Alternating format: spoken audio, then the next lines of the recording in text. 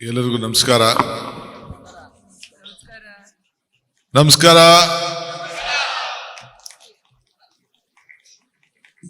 ಅಲ್ಲೆಲ್ಲೋ ಒಂದ್ ಕಡೆ ಹೇಳ್ದೆ, ಮುಂಗಾರು ಮಳೆಗೆ ಸಿಕ್ಬೇಡ, ಕೊನೆ ಭಾಷಣ ಆಗ್ಬೇಡ ಅಂತ. ಚಚ್ಚಿ ಚಚ್ಚಿ ಚಚ್ಚಿ ಬಡದಾಕ್ಬಿಟ್ರು ನಿಮ್ ಕಿವಿಗಳಿಗೆ, ಮೆದ್ಲಿಗೆಲ್ಲ. ಇನ್ನೇನು ಉಳ್ಕೊಂಡಿಲ್ಲ ಅಂತ ಕಾಣ್ತದೆ. ಇರ್ಲಿ. ಹಿರಿಯ ನಾಯಕರಾದಂಥ ರಮಣಾತ್ರಯವರೇ, ವಿನಯ್ ಕುಮಾರ್ ಸೊರ್ಕೆ ಅವರೇ, ಹರೀಶ್ ಕುಮಾರ್ ಅವರೇ, ಪದ್ಮರಾಜ್ರವರೇ, ಇನಾಯತ್ ಅಲಿ ಅವರೇ, ನರಪದ್ರವರೇ, ಮಮತಾ ಗಟ್ಟಿಯವರೇ, ಶಾಸಕರಾದಂಥ ಅಶೋಕ್ ರೈರವರೇ, ಬ್ಲಾಕ್ ಕಾಂಗ್ರೆಸ್ನ 2 ಅಧ್ಯಕ್ಷಗಳೇ, 3 ಬ್ಲಾಕಿನ ಅಧ್ಯಕ್ಷಗಳೇ, ಮಾಜಿ ಅಧ್ಯಕ್ಷಗಳೇ, ನಮ್ಮ AICC, ನಮ್ಮ KPCC ಜನರಲ್ ಸೆಕ್ರೆಟರಿ ಇದ್ದಾನೆ, ಈಗ ತಾನೇ ಅವರು ಭಾಷಣ ಮಾಡಿದ್ರು. ನಮ್ಮ ಕೋಆರ್ಡಿನೇಟರ್ ಕೂಡ ಭಾಷಣ ಮಾಡಿದ್ರು, ಹೇಮನಾಥ್ ಶೆಟ್ಟಿ, ಮೊಹಮ್ಮದ್ ಎಲ್ಲ ಇಷ್ಟೊತ್ತು ಕಾಯ್ಕೊಂಡು ಕೂತಿದ್ದೀರಲ್ಲ, ನಿಮಗೂ ಕೂಡ ಒಂದು ದೊಡ್ಡ ನಮಸ್ಕಾರ ಹೇಳಲಿಕ್ಕೆ ನಾನು ಬಯಸ್ತಾ ಇದ್ದೇನೆ. ನನಗೆ ಸ್ಟೇಜ್ ಮೇಲೆ ಇರೋರ್ಗಿನ್ನ ಸ್ಟೇಜ್ ಮೇಲೆ ಕೆಳಗಡೆ ಇರೋರ್ಕಂದ್ರೆ ಬಹಳ ಪ್ರೀತಿ. ನೀವಿಲ್ಲ ಅಂದ್ರೆ ಯಾವ ಸಭೆನೂ ನಡೆದಿಲ್ಲ. ಯಾಕೆಂದ್ರೆ ನೀವು ಪರ್ಮನೆಂಟ್ ಕಂಬ ಧ್ವಜ ಕಟ್ಟೋರು ನೀವು, ಓಟ್ ಹಾಕ್ಸೋರು ನೀವು, ಬಡ್ದಾಡೋರು ನೀವು, ಏಟ್ ತಿನ್ನೋರು ನೀವು, ಕೇಸ್ ಹಾಕ್ಸ್ಕೊಳ್ಳೋರು ನೀವು. ನೀವಿದ್ರೆ ನಾವು, ನೀವಿಲ್ಲ ಅಂದ್ರೆ ನಾವಿಲ್ಲ. ಇದ್ರ ಬಗ್ಗೆ ನಂಬಿಕೆ ಇರೋರು ನಾನು. ಸೊ ಇವತ್ತು ಪುತ್ತೂರಿನಲ್ಲಿ ಇರ್ಲಿ ಬಿಡ್ರಿ, ಪುತ್ತೂರಿನಲ್ಲಿ ಹಿರಿಯ ಬಂದ್ರೆ ರಿಲೇ ಆಗ್ತಾರೆ, ಬೆಳಿತಾರೆ, ಕೆಲ್ಸಕೊಳ್ಳಿ. ಸೈಡ್ ಕೂತ್ಕೊಳ್ಳಿ, ನಿಮ್ ಕಾಣೋಣ. ಇಲ್ಲಿ ಬಂದು ಹಿಡಿಯಪ್ಪ, ಓಲಿ ಅವನಿಗೆ, ಪಾಪ ಅವನಿಗೆ ಯಾರು ತೊಂದರೆ ಇದ್ದಾರೆ. ಪುತ್ತೂರಿನಲ್ಲಿ ಇವತ್ತು ಕಾಂಗ್ರೆಸ್ ದೇವಸ್ಥಾನದ ಭೂಮಿ ಪೂಜೆಯನ್ನ ನಾವು ಮಾಡ್ತಾ ಇದ್ದೇವೆ. ಇದು ಕಾಂಗ್ರೆಸ್ ಕಚೇರಿ ಅಲ್ಲ, ಇದು ನಮ್ಮ ಕಾಂಗ್ರೆಸ್ ಕಾರ್ಯಕರ್ತರಿಗೆ ನಮ್ಗೊಂದು ದೇವಸ್ಥಾನ ಇದೆ. ನಾನು ಅಧಿಕಾರ ಸ್ವೀಕಾರ ಮಾಡಿದಾಗ ಪಕ್ಷದ ಅಧ್ಯಕ್ಷನಾಗಿ ನಮ್ಮ ರಮಣಾತ್ರಯಿ, ವಿನಯ್ ಕುಮಾರ್ ಸೊರ್ಕೆ ಎಲ್ಲ ಬಂದಿದ್ರು. ಎಲ್ಲರಿಗೂ ಅವಕಾಶ ಇರಲಿಲ್ಲ, ಕೋವಿಡ್. ನೀವೆಲ್ಲ ಬೂತ್ಗಳಲ್ಲಿ, ಇದು ಬೂತ್ ಅಂತೀನಿ, ಪಂಚಾಯತಿಗಳಲ್ಲಿ ವಿಡಿಯೋ ಹಾಕೊಂಡು ಹೊಸದಾಗಿ ಝೂಮ್ ಮೀಟಿಂಗ್ ಏನು ಅಂತ ನಿಮ್ಗೆ ಯಾರಿಗೂ ಗೊತ್ತಿರಲಿಲ್ಲ. ಬಿಜೆಪಿಯವರೇ ಗಾಬರಿ ಆಗ್ಬಿಟ್ರು. ಸೊ 6,000 ಪಂಚಾಯತಿಗಳಲ್ಲೂ ಕೂಡ ಇದನ್ನ ಝೂಮ್ ಮಾಡಿಸಿ ಅದನ್ನ ಅಧಿಕಾರ ತೆಗೆದುಕೊಂಡೆ. ಅಧಿಕಾರ ತೆಗೆದುಕೊಂಡಾಗ ಒಂದು ಮಾತು ಹೇಳಿದೆ, ಜೊತೆಗೂಡುವುದು ಆರಂಭ, ಜೊತೆಗೂಡಿ ಯೋಚಿಸುವುದು ಪ್ರಗತಿ, ಜೊತೆಗೂಡು ಕೆಲಸ ಮಾಡೋದು ಯಶಸ್ಸು ಅಂತ ಹೇಳಿದೆ. ಸೊ ಹಂಗೆ ಎಲ್ಲ ಒಟ್ಟಿಗೆ ಸೇರಿ ನಾವೆಲ್ಲ ಕಷ್ಟಪಟ್ಟದಕ್ಕೆ, ಕೋವಿಡ್ ಸಂದರ್ಭ ಇರ್ಬೋದು, ಅದಾದ್ಮೇಲೆ ಇರ್ಬೋದು, ಎಲ್ಲ ತ್ಯಾಗವನ್ನ ಮಾಡ್ಕೊಂಡು ಬಂದದಕ್ಕೆ ಇವತ್ತು ನಮ್ಗೆ ಗ್ಯಾರಂಟಿ ಸರ್ಕಾರ ಬಂದಿದೆ.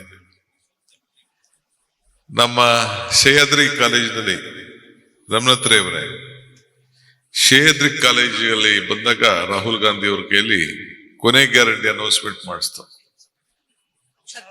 ಶಕ್ತಿ ಯೋಜನೆ ಅನೌನ್ಸ್ಮೆಂಟ್ ಮಾಡಿಸ್ತು. ಸಿದ್ದರಾಮಯ್ಯನವ್ರಿಗೆ ಗೊತ್ತೇ ಇರಲಿಲ್ಲ. 5 ಗ್ಯಾರಂಟಿಲಿ ಕೊನೆ ಗ್ಯಾರಂಟಿ ಅವ್ರ ಕೈಲಿ ಅನೌನ್ಸ್ಮೆಂಟ್ ಮಾಡಿಸ್ತು. ನಾನಿದ್ದೆ. ಶಕ್ತಿ ಯೋಜನೆ. ಆಮೇಲೆ ಅದನ್ನೇ ಮೊದಲನೇ ಗ್ಯಾರಂಟಿ ಅಂತ ತಂದು, ಅದಾದ್ಮೇಲೆ ಲಾಸ್ಟ್ ಅಲ್ಲಿ ಹೇಳಿದೆ ನಾನು ಭಾಷಣ ಮಾಡುವ, ಕಮಲ ಕೆರೆಯಲ್ಲಿದ್ದರೆ ಚಂದ, ತೆನೆ ಹೊಲದಲ್ಲಿದ್ದರೆ ಚಂದ, ಈ ದಾನ ಧರ್ಮ ಮಾಡುವ ಕೈ ಅಧಿಕಾರದಲ್ಲಿದ್ರೆ ಮಾತ್ರ ಚಂದ ಅಂತ. ಈ ದಾನ ಧರ್ಮ ಮಾಡುವ ಕೈ ಅಧಿಕಾರದಲ್ಲಿದ್ದದಕ್ಕೆ ಇವತ್ತು ಎಲ್ಲರ ಮನೆಗೂ ಕೂಡ ಈ 5 ಗ್ಯಾರಂಟಿಯನ್ನ ತಲುಪಿಸ್ತಾ ಇದ್ದೀವಿ. 13ನೇ ತಾರೀಕಿಗೆ ಈ ಸರ್ಕಾರ ಬಂದು 1,000 ವರ್ಷ, 1,000 ದಿನ ಆಗ್ತದೆ. 14ನೇ ತಾರೀಕು ನಾವು ಅದನ್ನ ಹಾವೇರಿಲಿ ಈ ಕಾರ್ಯಕ್ರಮನ ಇಟ್ಕೊಂಡಿದ್ದೀವಿ. 14ನೇ ತಾರೀಕಲ್ಲಿ ನಮ್ಮೆಲ್ಲ ಹಿರಿಯ ನಾಯಕರುಗಳಿಗೆ ಆಹ್ವಾನವನ್ನು ನಾನು ಕೊಡ್ತಾ ಇದ್ದೇನೆ. ಇವತ್ತು ಒಂದು ಸರ್ಕಾರ, ನನ್ನ ಪಕ್ಷ ಈಗ ನನ್ನ ಅಸ್ಸಾಂಗೆ ಹಾಕಿದೆ. ಅಸ್ಸಾಂ ನಾಯಕರುಗಳ ಹತ್ರ ಚರ್ಚೆ ಮಾಡ್ತಾ ಇದೆ. ಎಷ್ಟು ಜನ ಸುಳ್ಳು ಗೊತ್ತಿಲ್ಲ, ಅಲ್ಲಿ ಹೋದ್ಮೇಲೆ ನನಗೆ ಗೊತ್ತಾಗ್ತದೆ. ಅವ್ರು ಹೇಳ್ತಾ ಇದ್ರು, ಯಾರು ಅವ್ರ ಪಾರ್ಟಿ ಇದ್ದಾರೆ ಅವ್ರಿಗೆ ಮಾತ್ರ ಈ ಗ್ಯಾರಂಟಿ ಸ್ಕೀಮ್ ದುಡ್ಡು ಕೊಡ್ತಾರಂತೆ. ಅವ್ರು ತೀರ್ಮಾನ ಮಾಡ್ಬಿಟ್ಟು ಸರ್ಕಾರ, ಬೇರೆಯವ್ರಿಗೆ ಬಡವ್ರಿಗೆ ಕೊಡೋದಿಲ್ಲಂತೆ. ನಾವೇನು ಈ ರೀತಿ ಎಲ್ಲರೂ ಬಡವ್ರಿಗೆ ಅರ್ಜಿ ತೆಗೆದುಕೊಂಡು ಕೊಟ್ಟು, ಈಗ ನಿಮ್ಮಲ್ಲಿ ಇಬ್ರು ಶಾಸಕರು ಬಿಟ್ಟರೆ ನಮ್ಗೆ ಉಡುಪಿಲೂ ಇಲ್ಲ, ಮಂಗಳೂರಲ್ಲೂ ಇಲ್ಲ, ಅಂದ್ರೆ ಇದರಲ್ಲಿ ಇಲ್ಲ.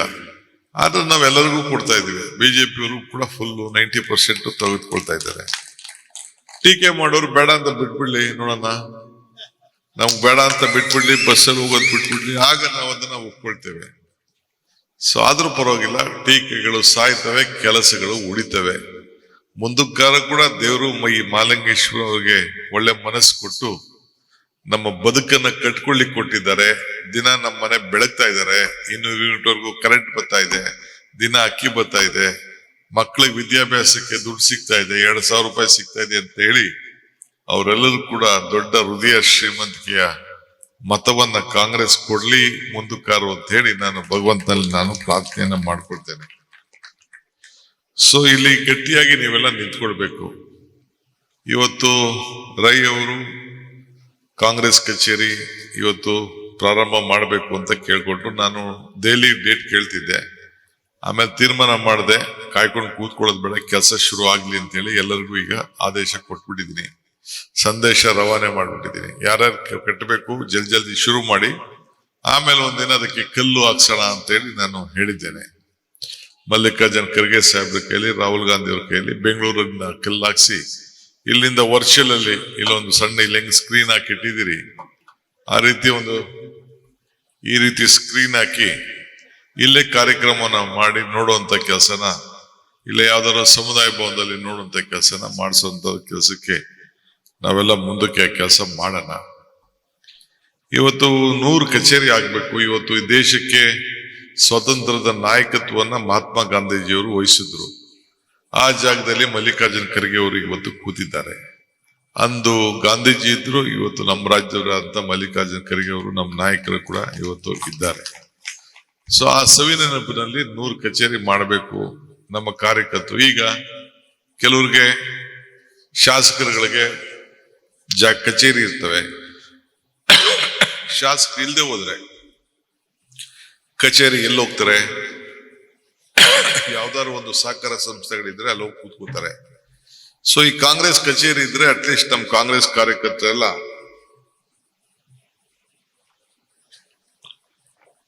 ಚರ್ಚೆ ಮಾಡ್ಬೋದು, ಕಷ್ಟ ಸುಖ ಹೇಳ್ಕೊಬಹುದು, ಒಬ್ರು ಸೇರ್ಬೋದು, ವಿಚಾರ ವಿನಿಮಯ ಮಾಡ್ಕೊಳ್ಬಹುದು. ಆ ದೃಷ್ಟಿಯಿಂದ ಇದು ಬಹಳ ಅವಶ್ಯಕತೆ ಇದೆ ಅಂತ ಹೇಳಿ ನಾನು ಈ ಒಂದು ಪ್ರಬಲವಾದಂತ ತೀರ್ಮಾನವನ್ನ ಮಾಡಿದ್ದೇನೆ. ಬಹಳ ಜನ ಶಾಸಕರೆಲ್ಲ ಸಹಕಾರ ಕೊಟ್ಟಿದ್ದಾರೆ, ಮಂತ್ರಿಗಳು ಸಹಕಾರ ಕೊಟ್ಟಿದ್ದಾರೆ, ಗೌರ್ಮೆಂಟ್ ಇಂದನೂ ಬೇಕಾದಷ್ಟು ಮಂಜೂರಾತಿ ಮಾಡಿದ್ರು. ಕೆಲವರು ಸ್ವಂತ ಆಸ್ತಿಗಳನ್ನೇ ಬರ್ಕೊಟ್ಬಿಟ್ಟಿದ್ದಾರೆ ಕೆಲವರು MLAಗಳು. ಸೊ ಈಗ ಇಲ್ಲೂ ಕೂಡ ನಮ್ಮ ಶಾಸಕರು ಅಶೋಕ್ ರೈ ಅವರು ಈ ಜಾಗನ ತೆಗೆದುಕೊಂಡು ಬಂದ್ರು. ಇದಕ್ಕೆ ಏನ್ ಬೇಕು ನಾವು ಮಂಜೂರಾತಿ ಮಾಡುದು. ನಿಮ್ಮ ಹತ್ರ ಎಲ್ಲರದ್ದು ಕೂಡ ಚಿಕ್ಕ ಅಳಿಲು ಸೇವೆ ಅಂತೇಳಿ ನೀವು 100 ಕೊಡಿ, 1000 ಕೊಡಿ, 1,00,000 ಕೊಡಿ, 10,00,000 ಕೊಡಿ, 50,00,000 ಕೊಡಿ ಅಂತೇಳಿ ನಿಮ್ಮನ್ನ ಯಾಕೆ ಕೇಳ್ತಾ ಇದ್ದಾರೆ ಅಂತಂದ್ರೆ ನಿಮ್ಗೊಂದು ಹಕ್ಕಿರ್ಬೇಕು ಅನ್ನೋ ದೃಷ್ಟಿಯಿಂದ ಅವರು ಕೇಳ್ತಾ ಇದ್ದಾರೆ. ಏಕೆಂದ್ರೆ ಈ ಹಕ್ಕು ಇಲ್ಲ ಅಂತಂದ್ರೆ ನಿಮ್ಗೆ ಧೈರ್ಯ, ಮಾತಾಡೋಂಥ ಧೈರ್ಯ ಇರುವುದಿಲ್ಲ ಅನ್ನೋ ದೃಷ್ಟಿಯಿಂದ ಅವರು ಹೇಳ್ತಾ ಇದ್ದಾರೆ. ನಾನು ತಮ್ಗೆ ಹೇಳೋದು ಇಷ್ಟೇ, ಇವತ್ತು ರಾಜಕಾರಣದಲ್ಲಿ ಏನ್ ಬೇಕಾದ್ರೂ ಭಾಷಣಗಳು ಮಾಡ್ಬೋದು. ಕಾಂಗ್ರೆಸ್ ಪಕ್ಷ ಒಂದು ದೊಡ್ಡ ಇತಿಹಾಸ ಇದೆ. ಅವ್ರು ಏನಾದ್ರು ಬಿಜೆಪಿಯವರು ತಿಪ್ಪರ್ಲಾಗ ಹೊಡಿಲಿ, ನಮ್ಗೆ ಈ ಸರ್ಕಾರ ಹೆಂಗ್ ವಾಪಸ್ ತರಬೇಕು ಅನ್ನೋದು ಗೊತ್ತಿದೆ. ಇದಕ್ಕೆ ಅಡಿಪಾಯನ ಫಸ್ಟ್ ಕ್ಲಾಸ್ ಆಗಿ ಹಾಕಿದೀವಿ, ಅಡಿಪಾಯನ ಹಾಕಿದೀವಿ. ಎಷ್ಟು ಜನ ಜೊತೆ ಯಾರು ಏನಾದ್ರು ಮಾಡಿ ಸೇರ್ಕೊಳ್ಳಿ. ನೀವು ಆತ್ಮಧೈರ್ಯವನ್ನ ನೀವು ಕಳ್ಕೊಳಕ್ ಹೋಗ್ಬೇಡಿ. ಏನೋ ಡೆಲ್ಲಿಲಿ ಅವರೇ ಆ ರಾಜ್ಯದಲ್ಲಿ ಹಂಗ್ ಬಂದ್ಬಿಡ್ತು, ಈ ರಾಜ್ಯದಲ್ಲಿ ಹಿಂಗ್ ಬಂದ್ಬಿಡ್ತು ಅನ್ನೋದೇನು ಚಿಂತೆ ಮಾಡೋದು ಬೇಡ. ಈ ವಾಪಸ್ಸು ಈ ರಾಜ್ಯದಲ್ಲಿ ಈ ಹಿಂದೆನೂ ಹೇಳ್ತಿದ್ರು ಡಬಲ್ ಇಂಜಿನ್ ಸರ್ಕಾರ ಮೇಲ್ಗಡೆನೂ ಇದೆ ಇಲ್ಲೂ ಇದೆ ಅಂತೇಳಿ. ನಾನು 136 ಸೀಟ್ ಬರ್ತದಂತ ಹೇಳ್ಬಿಟ್ಟೆ. ನಾನು ಹೇಳಿದ್ನೆಲ್ಲೋ ನಾನು ಸೋನಿಯಾ ಗಾಂಧಿ ಅವ್ರು ಕೇಳಿದ್ರು ಏನ್ ಡಿ ಕೆ ಹಿಂಗೆ ಹೇಳ್ತೀಯ ಅಂತ. ಅದ್ ನಮ್ ಲೆಕ್ಕಾಚಾರ, ನಮ್ಮ ಅನುಭವ ಅದು. ಇವತ್ತು ಹೇಳ್ತೀನಿ ಕೇಳಿ, ನಿಮ್ ಜಿಲ್ಲೆಯಲ್ಲಿ ನಾನು ಸರ್ವೆ ಮಾಡಿಸಿದ್ದೀನಿ, ಜನರ ಭಾವನೆ ಅರ್ಥ ಮಾಡ್ಕೊಂಡಿದ್ದೀನಿ. ಇಲ್ಲೂ ಕೂಡ ರಮಣತ್ರ ಹೇಳ್ದಂಗೆ ಇಲ್ಲಿ ಮಾಮೂಲಿ ಇದೇ ರೀತಿ ಒಂದು ಪಲ್ಟಿ ಆಗುವಂತ ಸಂದರ್ಭ ಎಲ್ಲ ತರದ ಕಾಣ್ತದೆ. ನಾನು ಯಾಕೆ ಇದನ್ನೆಲ್ಲ ಹೇಳ್ತಾ ಇದ್ದೀನಿ ಅಂದ್ರೆ, ನಿಮ್ಗೆ ಒಂದು ದೊಡ್ಡ ಆತ್ಮಬಲ ಇದ್ದೇ ಇದೆ. ಈಗ ಒಂದು ದೊಡ್ಡ ಇತಿಹಾಸಕ್ಕೆ ಈ ಪುತ್ತೂರಿನಲ್ಲಿ ಹೊಸ ಕಚೇರಿ ಕಟ್ಟಲಿಕ್ಕೆ ಹೋಗಿದ್ದಾರೆ. ಈಗ ಅವರೇನು ಹುಟ್ಟುವಾಗ ಈಗೆಲ್ಲ ನೀವೆಲ್ಲ ಹೊಗಳ್ತಾ ಇದ್ದೀರಿ, ಅದ್ ಮಾಡೋರು ಇದ್ ಮಾಡೋರೆ, 1900 ಕೋಟಿ ತಂದವ್ರೆ, 2000 ಕೋಟಿ ತಂದ. ಆ 2000 ಕೋಟಿ ತರದ್ಕಿನ ಜೊತೆಗೆ ಈ ಕಾಂಗ್ರೆಸ್ ದೇವಸ್ಥಾನ ಕಟ್ಟಿದಾರಲ್ಲ, ಇದು ದೊಡ್ಡ ಇತಿಹಾಸ ಅನ್ನೋದನ್ನ ನಮ್ಮ ಅಶೋಕರ ಹೇಳಲಿಕ್ಕೆ ನಾನು ಬಯಸ್ತಾ ಇದ್ದೇನೆ. ಯಾಕೆಂದ್ರೆ ಮನುಷ್ಯ ಖಾಲಿ ಕೈಯಲ್ಲಿ ಬರ್ತಾನೆ, ಖಾಲಿ ಕೈಯಲ್ಲಿ ಹೋಗ್ತಾನೆ. ಯಾವ ಭಾಗ್ಯದ ಜೊತೆಲಿ ಬರ್ತಾನೋ ಅದೇ ರೀತಿ ಪಾಪ ಪುಣ್ಯಗಳನ್ನ ತೆಗೆದುಕೊಂಡು ಹೋಗ್ತಾನೆ. ಹಂಗೆ ಒಂದು ಇತಿಹಾಸ. ನಾನು ಆಗಾಗ ಹೇಳ್ತಾ ಇರ್ತೇನೆ, ಮನುಷ್ಯನ ಹುಟ್ಟು ಆಕಸ್ಮಿಕ, ಸಾವು ಅನಿವಾರ್ಯ, ಜನನ ಉಚಿತ, ಮರಣ ಖಚಿತ. ಈ ಹುಟ್ಟು ಸಾವಿನ ಮಧ್ಯದಲ್ಲಿ ನಾನು ಏನ್ ಮಾಡ್ತೀನಿ ಅಂತ ಬಹಳ ಮುಖ್ಯ. ಈಗ ತಾನೇ ನಮ್ಮ ರಮಣ ಹತ್ರ ಹೇಳ್ತಾ ಇದ್ರು, ಯಾರು ಏನಾರಾಗ್ಲಿ ನಾನು ಜಿಲ್ಲಾಧ್ಯಕ್ಷನಾಗಿದ್ದೆ, ಅಟ್ಲೀಸ್ಟ್ ನಾನೊಂದು ಕಚೇರಿ ಕಟ್ಟಿದ್ದೆ ಅಂತ ಒಂದು ನನಗೆ ಸ್ವಾಭಿಮಾನದ ಬದುಕು, ನನ್ನ ಆತ್ಮಕ್ಕೆ ಶಾಂತಿ ಇದೆ, ನಾನೊಂದು ಕೊಡುಗೆ ಕೊಟ್ಟಿದ್ದೀನಿ ಅನ್ನೋ ಧೈರ್ಯದಿಂದ ಅವರು ಹೇಳ್ತಾ ಇದ್ರು. ಹಂಗೆ ಎಲ್ಲರಿಗೂ ಕೂಡ ಇಂಥ ಒಂದು ಇದು ಏನ್ ಬಂದ್ ಜಗಳ ಮಾಡ್ತಾ ಇದ್ರು ರಮಣ ಹತ್ರ ಈ ಹಾಸ್ಪಿಟ್ಲ್ ವಿಚಾರಕ್ಕೆ. ನಾನು CM ಕೂತಾಗ ಇದು ಬೇಕೇ ಬೇಕು, ತಾಲೂಕ್ ಲೆವೆಲ್ ಕೊಡೋದಲ್ಲ, ಎಲ್ಲೂ ತಾಲೂಕ್ ಲೆವೆಲ್ ಹಾಸ್ಪಿಟ್ಲ್ ಕೊಡ್ಲಿಲ್ಲ ನಮ್ಮ ಕನಕಪುರದಲ್ಲಿ ಬಿಟ್ರೆ. ಇದನ್ನ ಯಾಕೆ ಅವರು ಮೆಡಿಕಲ್ ಕಾಲೇಜ್ ಅಂತಂದ್ರೆ, ಮೆಡಿಕಲ್ ಕಾಲೇಜ್ ನಿಮ್ಮಲ್ಲಿ ಬೇಕಾದಷ್ಟು ಇದೆ. ಯಾಕೆ ಮೆಡಿಕಲ್ ಕಾಲೇಜ್ ಅಂದ್ರೆ, ಮೆಡಿಕಲ್ ಕಾಲೇಜ್ ಅಂತ ಅಂದ್ಮೇಲೆ ಕಂಪಲ್ಸರಿ ವಿದ್ಯಾರ್ಥಿಗಳು ನಿಮ್ಮೂರವ್ರು ಸಿಗದೆ ಇರ್ಬೋದು, ಆದ್ರೆ 400-500 ಬೆಡ್ ಹಾಸ್ಪಿಟ್ಲ್ ಕಂಪಲ್ಸರಿ ಇರ್ತದೆ.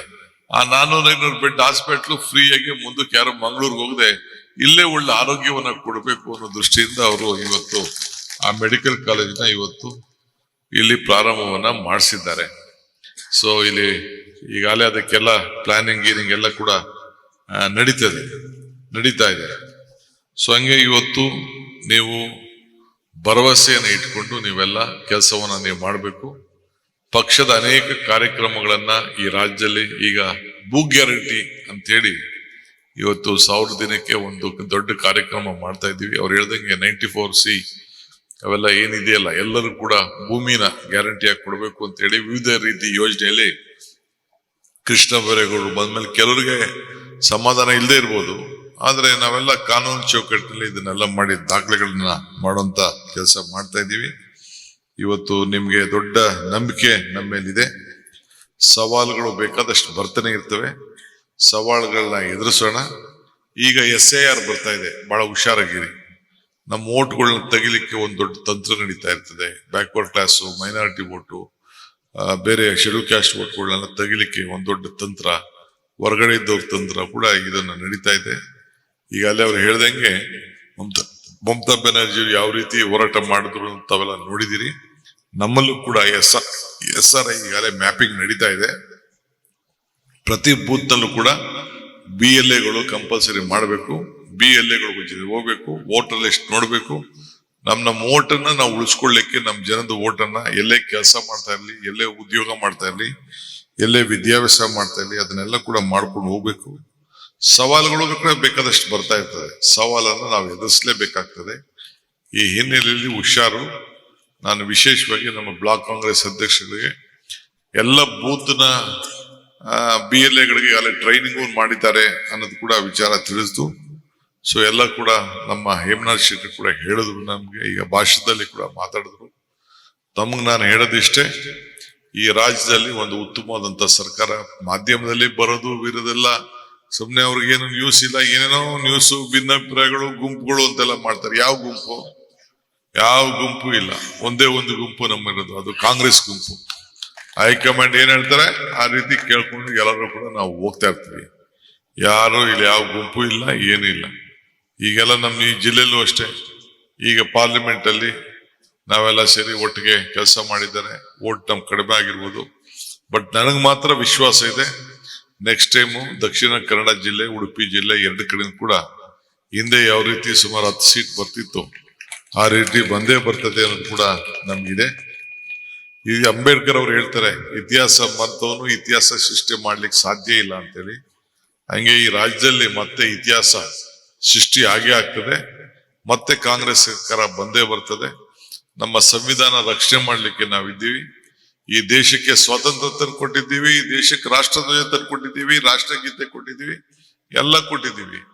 ಈಗೆಲ್ಲ ಕೆಲಸಗಳನ್ನು ಕೂಡ ಮಾಡಿದ್ವಿ. ಕೊಟ್ಟಂತ ಅನೇಕ ಕಾರ್ಯಕ್ರಮಗಳು, ಹಕ್ಕುಗಳು, ಭರವಸೆ, ಈಗ ಆಹಾರ ಭದ್ರತೆ ಕಾಯ್ದೆ, ಭೂಮಿ ಕಾಯ್ದೆ, ಬ್ಯಾಂಕ್ ರಾಷ್ಟ್ರೀಕರಣ, ಇವೆಲ್ಲ ಯಾರು ಮಾಡಿದ್ರು? 5 ಗ್ಯಾರಂಟಿಗಳು ಯಾರು ಕೊಟ್ರು? ಬಿಜೆಪಿ ಅವ್ರನ್ನ ಕೊಟ್ರ? ಓಲಿ ಬಿಜೆಪಿ ಅವ್ರು ಏನಾದ್ರು ಯಾವ್ದಾದ್ರು ಒಂದು ಕಾರ್ಯಕ್ರಮ ಹೇಳ್ಕೊಳಕ್ಕೆ ನಾವ್ ಇಂಥ ಕೆಲಸ ಮಾಡಿದೀವಿ ಅಂತ ಹೇಳ್ಕೊಳಕ್ಕಿದ್ಯಾ? ಎಲ್ಲ ಪ್ರೈಮ್ ಮಿನಿಸ್ಟರ್ ಫೋಟೋ ಹಾಕೋತಾ ಇದ್ರು ಪೆಟ್ರೋಲ್ ಬಂಕ್ ಅಲ್ಲಿ ಒಂದ್ ಹೆಣ್ಮಗಳು ಫೋಟೋ ಹಾಕೋಬಿಟ್ರು. ಅದೇನಾಯ್ತು ಫೋಟೋ? ಈಗ ಎಲ್ಲ ಮಯಾಗೋಯ್ತು. 400 ರೂಪಾಯಿ ಇದ್ದಿದ್ದು 1100 ರೂಪಾಯಿ ಆಗೋಯ್ತು ಗ್ಯಾಸ್. ಅದಕ್ಕೆ ನಾವು ಆ ಎಲ್ಲ ಹೆಣ್ಮಕ್ಳಿಗೆ 2000 ಕೊಡ್ಬೇಕು ಅಂತ ತೀರ್ಮಾನ ಮಾಡಿ ಇವತ್ತು ಬೆಲೆ ಏರಿಕೆ ಗಗನಕ್ಕೆ ಹೋಯ್ತು, ಆದಾಯ ಪಾತಾಳಕ್ಕೆ ಹೋಯ್ತು. ಆ ದೃಷ್ಟಿಯಿಂದ ಇವತ್ತು ನಾವು ಅಂತ ಯೋಜನೆಗಳನ್ನು ನಾವೆಲ್ಲ ತೆಗೆದುಕೊಂಡು ಬಂದಿದ್ದೇವೆ. ಸೊ ನಿಮ್ಮ ಸರ್ಕಾರ ಬಡವಾಗೋಯ್ತು, ದುಡ್ಡೇ ಇಲ್ಲ ಅಂತ ಹೇಳ್ತಾರೆ. ಈಗ ಗ್ಯಾರಂಟಿ ಕೊಟ್ಟು ರಮಣ ನಮ್ಮ ಇವರು ರೈ 1900 ಕೋಟಿ ತಂದವ್ರು ಈಗಾಲೇ ಕಣ್ಣಲ್ಲಿ ಈಗ ಪಟ್ಟಿ ಇದೆ ನನ್ನ ಜಲ್ಲಿ, ಇಲ್ಲಿದೆ ಪಟ್ಟಿ, ಯಾವ್ದಾದ್ರು ಕೆಲಸ ತಂದವ್ರೆ ಅಂತ.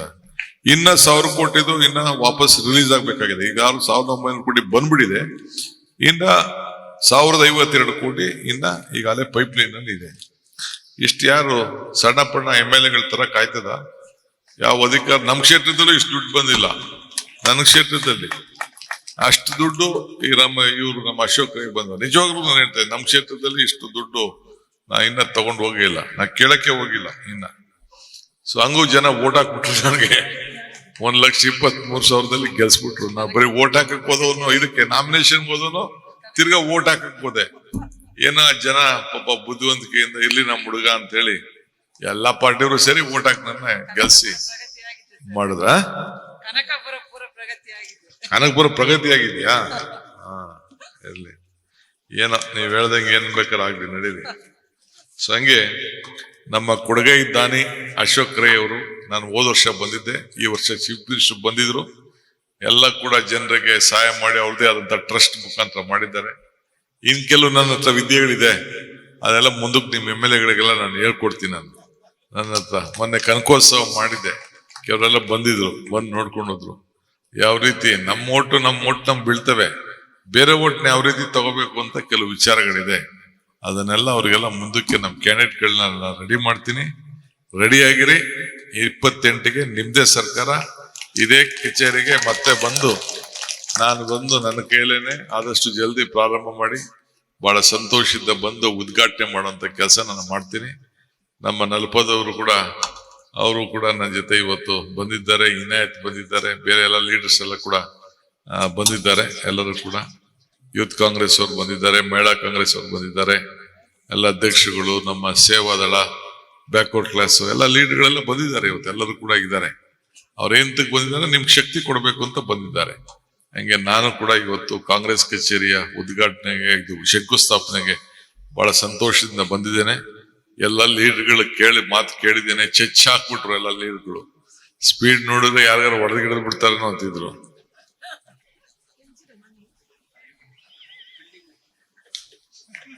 ನೋಡಿ ಅರ್ಜಿ ಕೊಡ್ತಾವನೆ, ಮನಿ ದುಡ್ಡು ಅನೌನ್ಸ್ಮೆಂಟ್ ಮಾಡಿ ಅಂತ. ದುಡ್ಡು ಎಲ್ಲ ಕಾರ್ಯಕರ್ತರು ದುಡ್ಡು ಕಲೆಕ್ಟ್ ಮಾಡ್ಬೇಕು, ಆಮೇಲೆ ಲಾಸ್ಟ್ ಬರ್ಲಿ, ಆಮೇಲೆ ನೋಡೋಣ ಮಿಕ್ಕಿದ್ದು ಏನ್ ಕೊಡ್ಬೇಕು ಅಂತ ಆಮೇಲೆ ಬಂದು ನಾನು ತೀರ್ಮಾನ ಮಾಡ್ತೀನಿ. ಆಗ್ಬೋದಲ್ಲ? ನನ್ ಮೇಲೆ ವಿಶ್ವಾಸ ಇದೆಯಲ್ಲ? ಓಕೆ. ಮರಕ್ಕೆ ನಂಬಿಕೆ. ಈಗ ಮರಕ್ಕೆ ಬೇರೆ ಎಷ್ಟು ಮುಖ್ಯನೋ ಮನುಷ್ಯನಿಗೆ ನಂಬಿಕೆನೂ ಮುಖ್ಯ. ಹಂಗೆ ನಿಮ್ಗೆಲ್ಲ ನಂಬಿಕೆ ಏನೋ ಕೊಡ್ಬೇಕು ಅಂತಾರೆ. ಆಯ್ತು ಹೋಗ್ಲಪ್ಪ, ನಮ್ಮ KPCC ಇಂದ 10 ಲಕ್ಷ ಕೊಡ್ತೀನಿ, ನೀನ್ ಚೆನ್ನಾಗಿ ಮಾಡು, ಇನ್ನ ಜಾಸ್ತಿ ಕೊಡ್ತೀನಿ. ಈಗ ಏನಾಗೈತೆ ಗೊತ್ತಾ, ಇಲ್ಲೇನ ನಾನು ಅನೌನ್ಸ್ಮೆಂಟ್ ಮಾಡ್ಬಿಟ್ರೆ ಎಲ್ಲರೂ ಶುರು ಮಾಡ್ಬಿಡ್ತಾರೆ. ನಾನು ಒಂದು ಕಚೇರಿಗಲ್ಲ, ದುಡ್ಡು ಎಲ್ಲಿದೆ? ನೀವು ಕೊಟ್ಟರೆ ಅವನ ಹತ್ರ ಸಂಬಳ 25,000 ಇಟ್ಕೊತಾ ಇದ್ದೀನಿ. ಪ್ರತಿ ತಿಂಗಳು ಅಶೋಕ್ ರೈ ಸಂಬಳ 25,000 ನಂಗೆ ಕೊಡ್ಬೇಕು. ಕಾಂಗ್ರೆಸ್ ಕಚೇರಿ ನಡೆಸ್ಬೇಕಲ್ಲ, ಕೊಡ್ಬೇಕು. ಇನ್ನ ಜಾಸ್ತಿ ಕೊಡೋಣ.